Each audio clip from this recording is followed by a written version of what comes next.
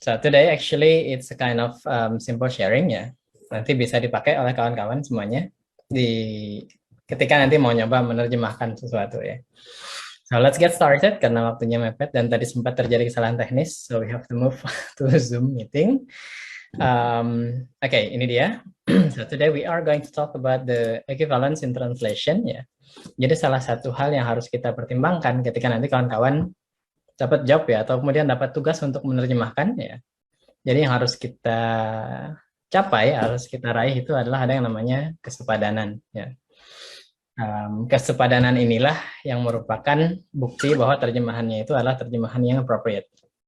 Ya, jadi kalau tidak sepadan atau tidak sama antara teks sumber atau bahasa sumber dengan bahasa sasarannya, nah itu biasanya it is not considered as translation, ya, atau dia terjemahan tapi terjemahannya inappropriate.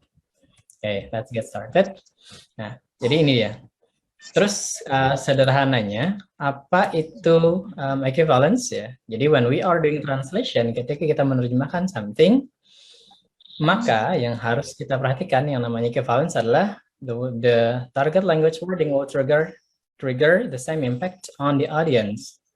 Jadi apapun yang dirasakan oleh si pembaca di hasil terjemahannya itu harus sama seperti apa yang dirasakan oleh orang-orang yang membaca teks sumbernya. Intinya adalah the message is preserved. Jadi pesan yang mau kita sampaikan itu terjaga, tidak ada pesan yang berubah sedikit pun misalnya, atau tidak ada pesan yang tergeser sama sekali. Itu yang namanya equivalence. Jadi target utama dalam penerjemahan adalah kesepadanan. Jadi kalau dia tidak sepadan, maka terjemahannya sederhananya acceptable atau tidak bisa diterima.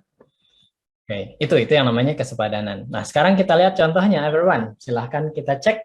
Boleh di chat box dikirimkan jawabannya. Di sini ada kata Jack feels happy after seeing the girl. Kemungkinan terjemahannya adalah Jack bahagia setelah bertemu sang gadis. Or yang B, Jack bahagia setelah melihat gadis itu. Or yang C, Jack merasa bahagia setelah bertemu gadis tersebut. Okay. C-nya, meaning-nya bisa lebih dari satu. Sekarang I invite everyone, silahkan dicoba.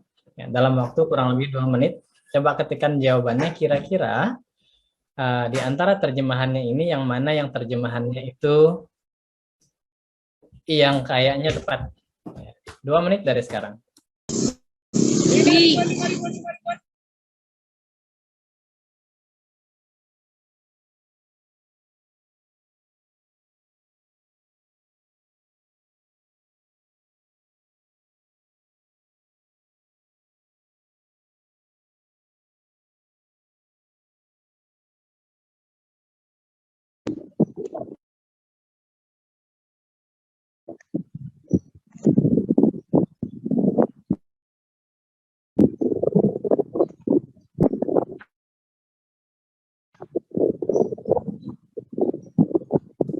Oke, interesting.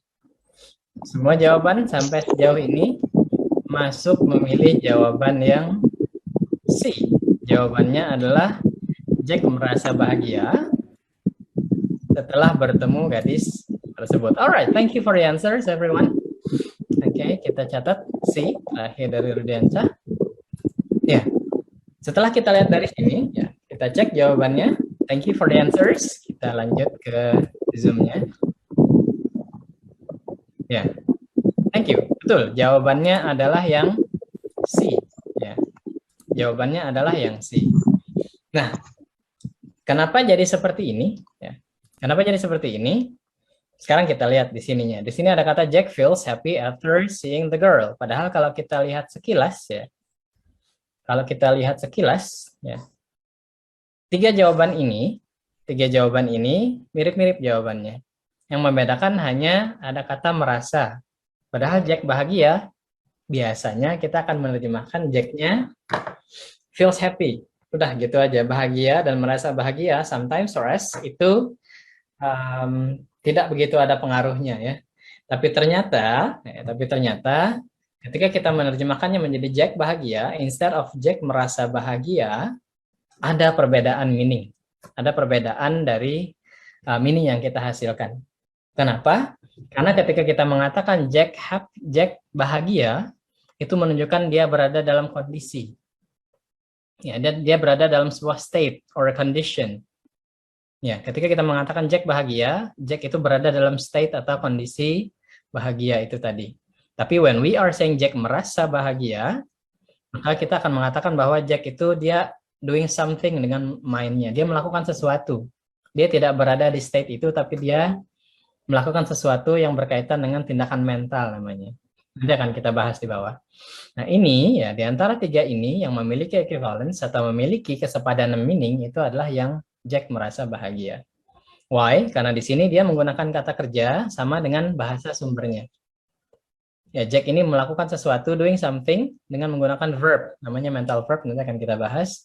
Dan E dan B ini dia tidak sepadan meaningnya karena mengatakan ini adalah state or condition. Jack itu berada di kondisi berbahagia, sehingga yang E dan B ini tidak mencapai kesepadanan itu. That's it ya. Oke, thank you for the answers everyone. Nanti akan kita coba lagi.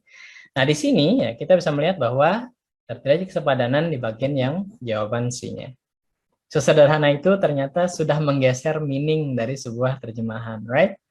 Nah, sebagai penerjemah, kalau nanti kita punya tugas untuk menerjemahkan, maka kita harus memperhatikan bahkan sesederhana itu. Oke, time is up, time runs. Kita lanjut, bagaimana caranya untuk mencapai equivalence? Yang harus kita lakukan adalah use the closest words to express the closest meaning. Jadi yang kita lakukan adalah kita harus memilih kata-kata atau expression atau apapun namanya itu yang menggunakan kata-kata to express the closest meaning. Kenapa pilihannya adalah to express the closest meaning? Kenapa tidak the exact meaning? Jawabannya adalah karena tidak ada satu bahasa yang dia sama persis dengan bahasa yang lainnya. Sehingga karena tidak ada yang sama persis, it means there is no correct or incorrect translation. Yang ada adalah appropriate or inappropriate translation. Terjemahan yang layak atau tepat, ataupun terjemahan yang tidak tepat. Jadi kalau terjemahan yang salah, no. Yang ada adalah terjemahan yang tidak tepat. Alasannya adalah, there is no perfect translation. Why? Because there is no perfect fit, atau there is no perfect equivalence between two languages. Ya, tidak ada bahasa yang sama persis. Kita lihat contohnya. Oke, kursi, kira-kira kalau bahasa Inggrisnya apa? Ada yang tahu? Boleh di chat atau boleh dinyalakan audionya? Chair. Chair, alright. Thank you, Hatimah. Ada jawaban lain selain chair?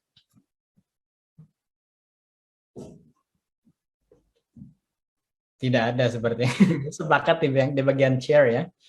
Alright, sekarang kita lihat betulkah terjemahan sepadannya? Betulkah atau tepatkah? Ya, kita tidak menggunakan betul.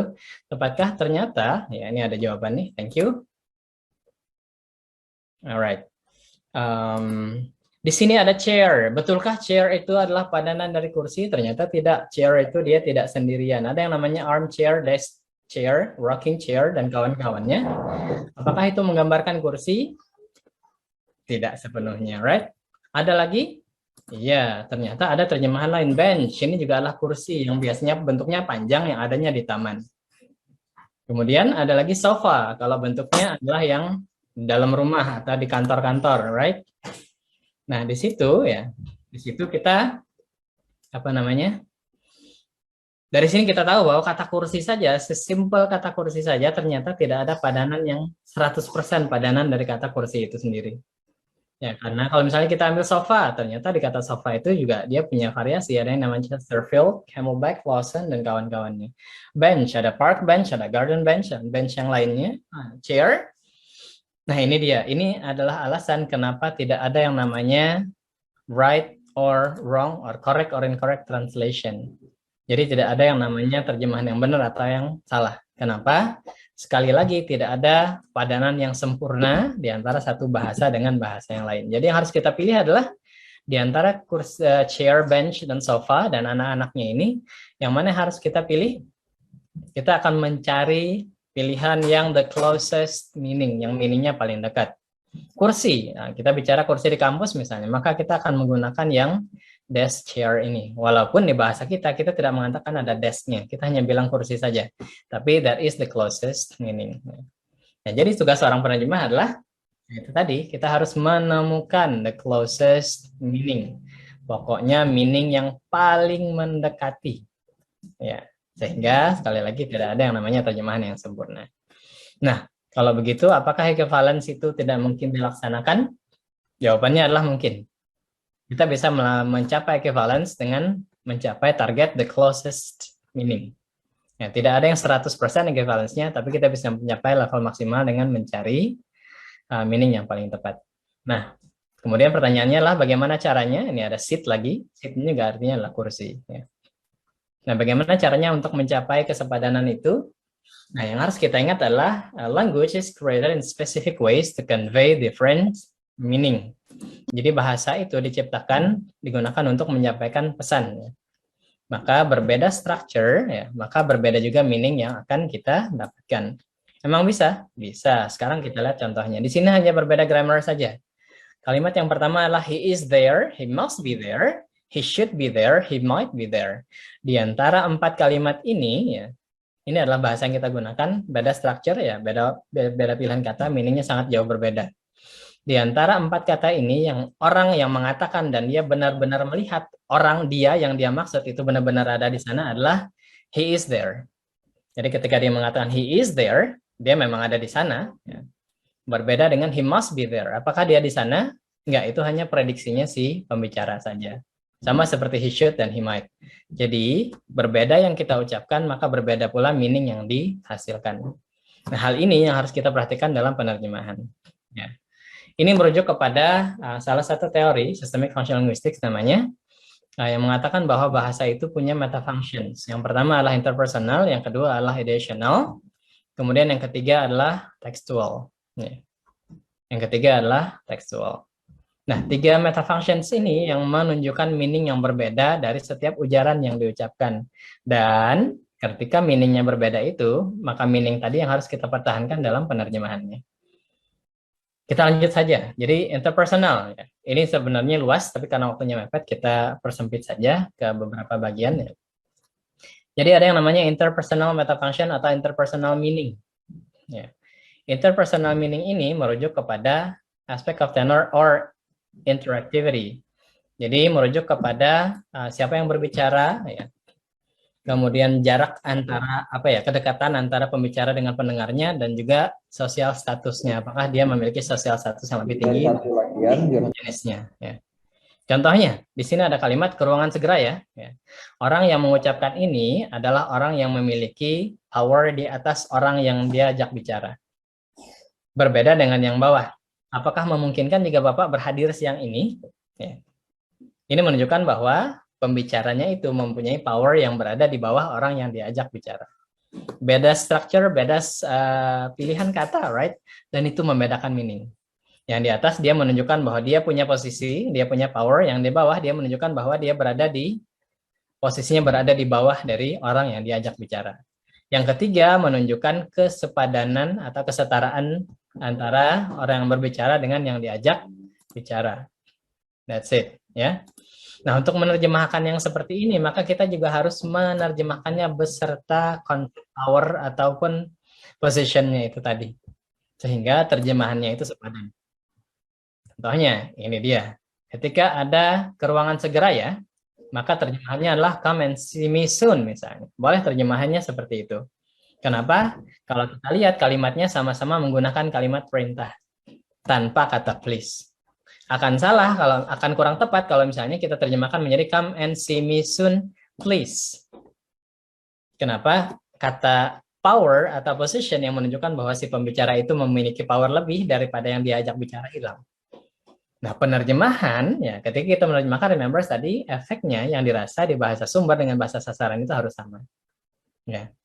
Yang kedua ini tadi kalimatnya menunjukkan bahwa yang mengajak bicara itu powernya lebih rendah, right? Atau dia posisinya sosial statusnya lebih rendah daripada orang yang diajak bicara. Maka terjemahannya juga akan menunjukkan politeness. Ya. Maka terjemahannya juga akan menunjukkan kesopanan. Jadi meaning, kesopanan yang ada di dalam kalimatnya jangan sampai bergeser atau jangan sampai hilang. Itu yang namanya kesepadanan dalam penerjemahan. Terjemahannya menjadi, would it be possible for you to attend the meeting this afternoon? Atau the meetingnya kita hapuskan, ya, it's okay. Tapi di sini meaningnya tidak bergeser, meaningnya berhasil kita pertahankan, unsur sosial dan lain-lainnya tidak hilang. Ini yang namanya kesepadanan dalam hal interpersonal equivalence. Atau yang ketiga, kita punya yuk makan. Ya. Okay, we have yuk makan. And then the translation is let's get some food. Di sini tidak ada yang menunjukkan bahwa entah pembicaranya atau pendengar atau orang yang diajak bicaranya itu punya power yang berlebih dibandingkan dengan orang yang bicara. This is the first one. Jadi ketika kita mau menerjemahkan, salah satu hal yang harus kita perhatikan adalah the interpersonal stuff yang berkaitan dengan interpersonal, berkaitan dengan siapa yang berbicara, seberapa jauh hubungan emosionalnya, dan seberapa banyak beda status sosial antara yang berbicara dengan yang diajak bicara. Itu yang menyebabkan terjadi kesepadanan dalam penerjemahan. Ya. That is the first one, interpersonal ada function. Yang kedua, ada yang namanya ideational. Ya. Ideational ini sendiri merujuk kepada experience. Jadi ketika seseorang berbicara, menurut para ahli linguistik, mereka mengatakan apa yang mereka pahami atau apa yang mereka dapatkan pengalamannya. Misalnya saja, ada yang mengatakan dasar tit, and then mengatakan salah satu nama hewan, ya. Dia akan bisa mengatakan itu karena dia punya pengalaman berkaitan dengan hewan tersebut. Ya. Jadi orang yang tidak mengenal the dog misalnya, tiba-tiba dia mengatakan antit, segala macam itu tidak mungkin. Jadi ketika you berbicara, ya, itu akan menyebabkan meaning yang menunjukkan who you are. Nah, itu disebut sebagai ideational meaning, karena dia merupakan reflection atau perwujudan dari pengalaman seseorang. Ini biasanya berkaitan dengan description. Nah, kalau academic paper biasanya banyak terkait dengan yang ini ya. Oke, contoh, do you remember experience is the best teacher? Ya, ini sebenarnya merujuk kepada the way we speak and behave. Bagaimana kita bicara itu menunjukkan siapa kita dan pengalaman seperti apa yang kita dapatkan. Orang yang biasanya berbahasa kasar, dia memang punya pengalaman terhadap bahasa kasar itu. Entah dia pernah mendengar, atau dia pernah mengalami kekerasan, atau dia sendiri memang sering melakukannya. Orang yang tidak pernah bahasa kasar, dia tidak akan pernah menghasilkan bahasa yang kasar. Ya.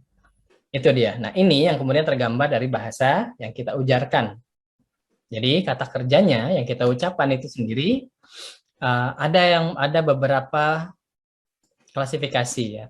Jadi dari kalimat yang kita ucapkan ada yang mengandung material proses, namanya ada mental proses, verbal, relational, dan nanti akan kita lihat ya. Dan ini tidak bisa dimanipulasi. Biasanya kalau kita bicara apa adanya. That's it ya. Nah itu yang kemudian bisa dianalisis.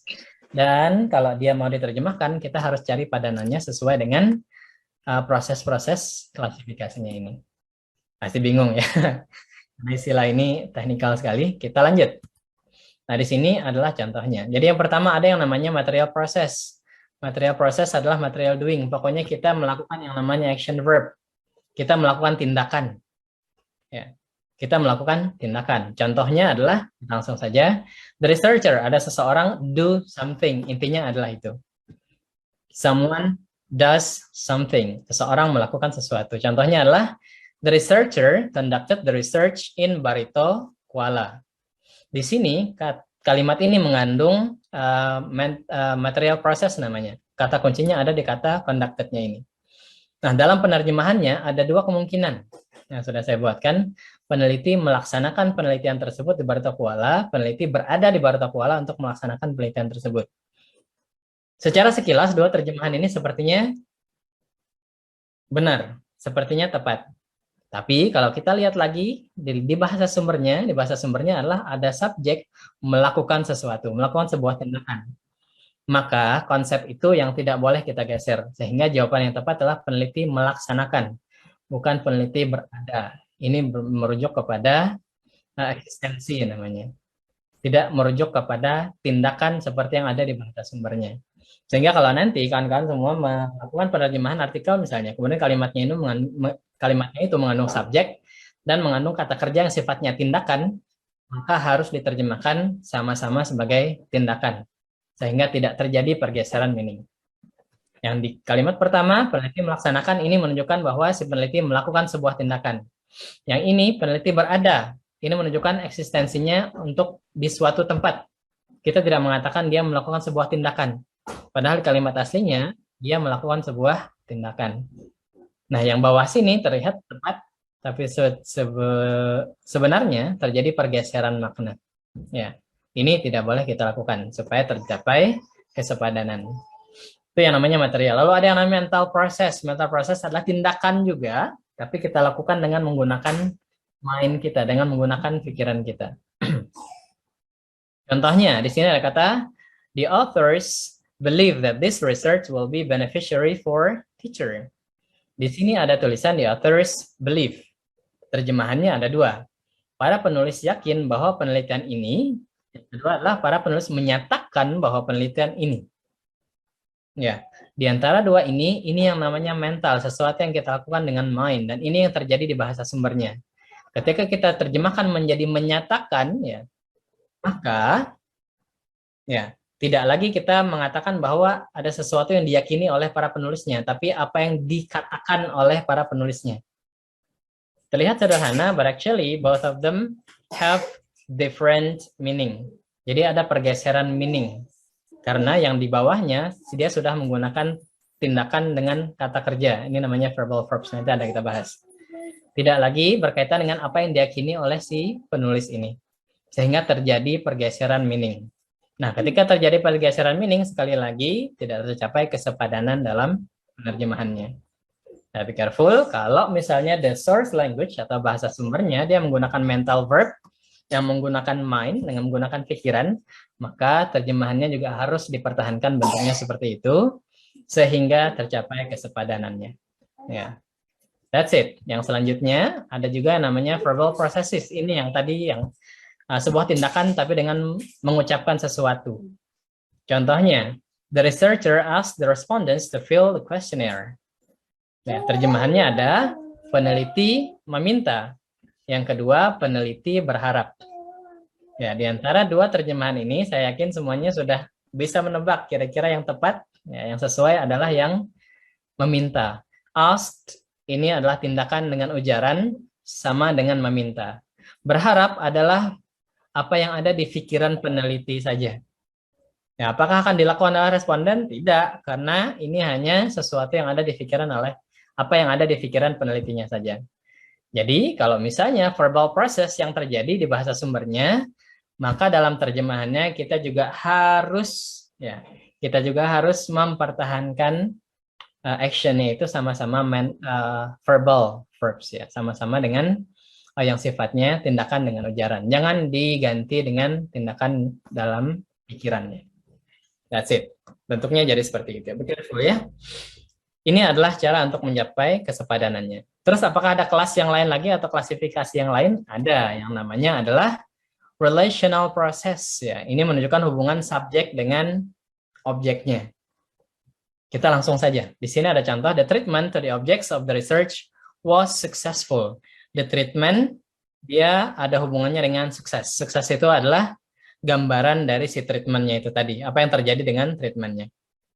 Nah, di antara kalimat ini, pilihannya yang pertama adalah perlakuan terhadap objek penelitian berhasil. Perlakuan berhasil. Ini menunjukkan koneksi, right? Dia menunjukkan relasi antara si subjeknya dengan gambaran subjeknya. Berbeda dengan yang di bawah, perlakuan terhadap objek penelitian dirasa berhasil. Ya, di sini ada kata dirasa. Dirasa ini berarti dia bukan menggambarkan hubungan antara perlakuan dengan berhasilnya ini. Dia merujuk kepada orang yang menyatakan kalimat ini. Padahal di bahasa sumbernya orangnya langsung mengatakan hubungan antara treatment dengan successful. Kata dirasa inilah yang kemudian kata dirasa ini yang kemudian membuat terjadi pergeseran meaning. Jadi kalau kalimatnya ini hubungannya adalah relational, hubungan subjek dengan penjelas subjeknya, maka kita juga harus menerjemahkan seperti itu. Jangan ditambahkan kata-kata lain yang sifatnya akan menggeser maknanya. Nah, yang selanjutnya adalah existential process yang menunjukkan keberadaan atau eksistensi. Ya, ini ada seperti yang contoh di awal tadi ya. Terdapat pengaruh yang besar. Kalimatnya adalah terdapat pengaruh. Ada pengaruhnya. Berarti kita juga harus menunjukkan yang benar-benar ada. Nah, yang benar-benar ada sekali lagi adalah yang menggunakan to be seperti ini. There was significance effect. Ya. Beda dengan yang di bawah. There must be, ini masih perkiraan. There should be, ini juga masih perkiraan. Ya, masih spekulasi dan posisinya rendah. Yang dua di bawah ini terlihat sepadan, tapi artinya sangat jauh bergeser. Ketika kita mengatakan there was significant, ini adalah eksistensi, fakta. Benar-benar ada pengaruhnya. Tapi ketika kita ganti there must be, ini sifatnya adalah prediction. Sifatnya masih berupa prediksi saja. Ya, that's it. Sehingga meaningnya bergeser. Jadi kalau misalnya kalimat aslinya itu adalah existential, maka dalam terjemahannya juga harus kita terjemahkan secara eksistensial sehingga tercapai kesepadanan dalam penerjemahannya. Oke. Nah, itu tadi yang namanya experiential atau additional metafunctions. Yang pertama adalah interpersonal, berkaitan dengan siapa yang berbicara, konteksnya seperti apa, hubungannya, status sosialnya. Lalu yang kedua adalah bentuk pengalaman apa yang mau diujarkan atau digambarkan. Yang ketiga ini berkaitan dengan tulisannya. Ya, jadi kalau salah satunya dalam textual metafunction adalah berkaitan dengan bagaimana kita menulis atau merangkai kata-kata. Karena berbeda structure sekali lagi akan berbeda meaning.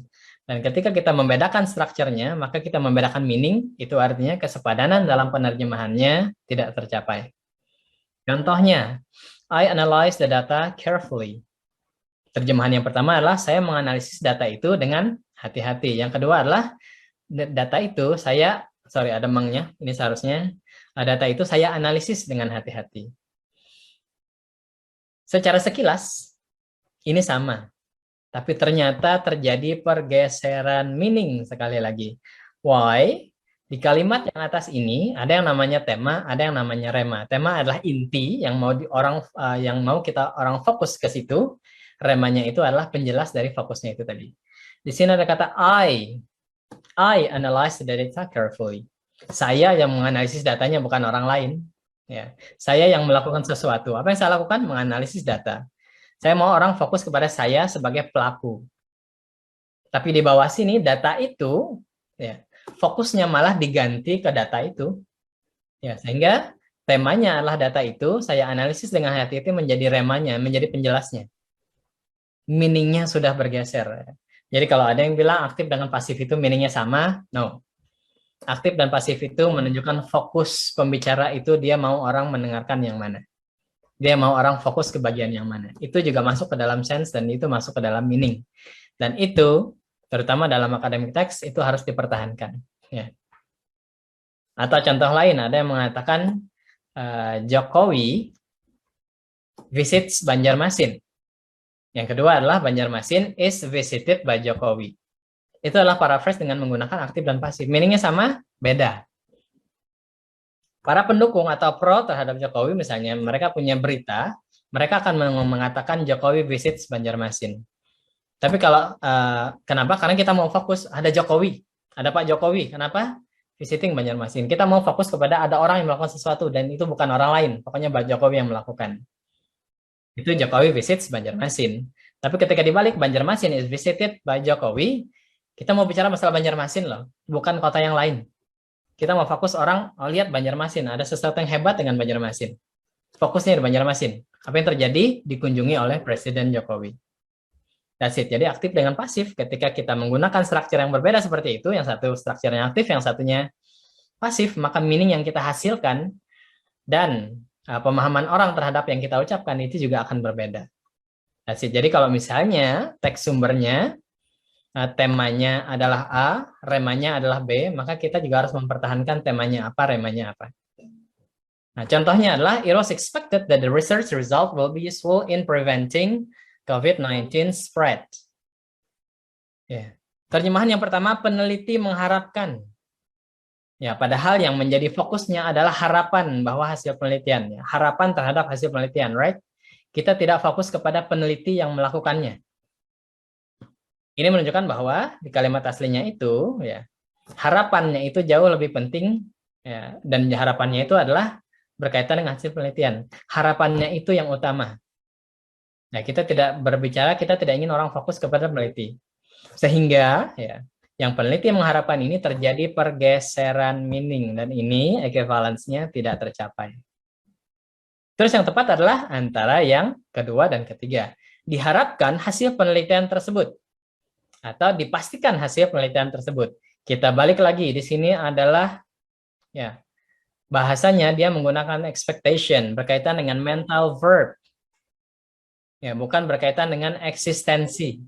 Maka karena ini adalah harapan yang sifatnya adalah mental, ya, mental proses, maka kita juga harus mempertahankan yang sifatnya sama-sama mental proses. Sehingga di antara tiga ini, pilihan kedua ini yang mencapai atau mendapatkan equivalence atau kesepadanan dalam penerjemahannya. Diharapkan hasil penelitian tersebut akan bermanfaat untuk mencegah penyebaran COVID-19. Nah, jadi ada tiga. Yang pertama adalah interpersonal, berkaitan dengan penutur dengan pendengar, kemudian hubungan antara penutur dengan pendengar. Itu yang namanya interpersonal. Itu yang harus kita lihat supaya kesepadanan tercapai. Yang kedua adalah ideational. Apakah prosesnya berupa mental, verbal, eksistensial, ya. Kalau misalnya adalah isinya adalah eksistensial di bahasa sumbernya, maka kita harus pertahankan supaya jangan berubah menjadi verbal atau mental ataupun yang lainnya. Nah, yang ketiga adalah tekstual, ya. Jadi yang tekstual ini berkaitan dengan bagaimana kalimatnya itu disusun sehingga meaning yang dicapai itu sama antara bahasa sumber dengan bahasa sasaran. Bahasa sumber aktif jangan diterjemahkan menjadi pasif, bahasa sumber pasif jangan diterjemahkan menjadi pasif, karena akan terjadi pergeseran meaning, karena itu berkaitan dengan tema atau fokus pembicaraan dan rema atau penjelasnya. Ya, that's it. Itu adalah penerapan bagaimana kita melihat supaya hasil terjemahan kita itu sepadan antara bahasa sumber dengan bahasa sasaran.